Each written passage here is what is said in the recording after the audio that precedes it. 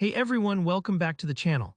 If you've ever found yourself lost in a big spreadsheet and wish there was an easier way to make sense of your data, today's tutorial is just for you. I'm going to show you how to quickly create a group by view in Google Sheets, complete with sorted data. By the end of this video, you'll know how to organize your information to spot trends, totals, or any important patterns in seconds, making analysis so much simpler. Let's dive right in. First up, we need to highlight the data that we want to group. This should include not just the numbers or text, but also your column headers and all the relevant rows beneath them. Think of this as picking out all the ingredients before you start a recipe. It's important to gather everything you need so you don't miss any crucial details later. The fastest way to do this is to use the keyboard shortcut Ctrl+A. This little trick instantly selects your entire data range, so you won't have to worry about missing anything by dragging your mouse. If you only want a specific part of your data, you can, of course, just click and drag to highlight that section, but Ctrl+A is perfect for those full table situations. Once your data is selected, let's head up to the menu bar at the top of the screen and click on Data. This is where Google Sheets stores a lot of its more powerful tools, so whenever you want to do anything beyond simple editing, it's a great habit to check here first.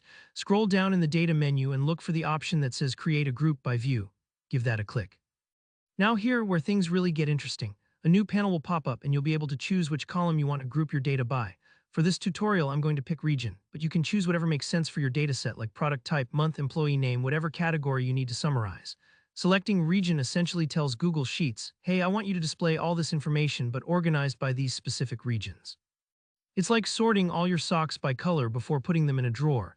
Everything stays together, so it's easier to compare, spot trends, and dig deeper into the data. Once you hit confirm, Google Sheets instantly creates a new view for you, a neat, beautiful table where your data is grouped by region. This means that all the rows belonging to each specific region are brought together, often along with summary statistics like totals or averages if you need them. And here, why that matters. Instead of scrolling endlessly to find every entry for, say, the East region, now it's all in one place. Super helpful if you need to compare regions directly, create charts, or simply report totals at a glance. Now, don't worry if you don't see everything neatly sorted on your first try. The interface might take a moment to adjust, or you might need to play with some settings to get your view exactly the way you like it.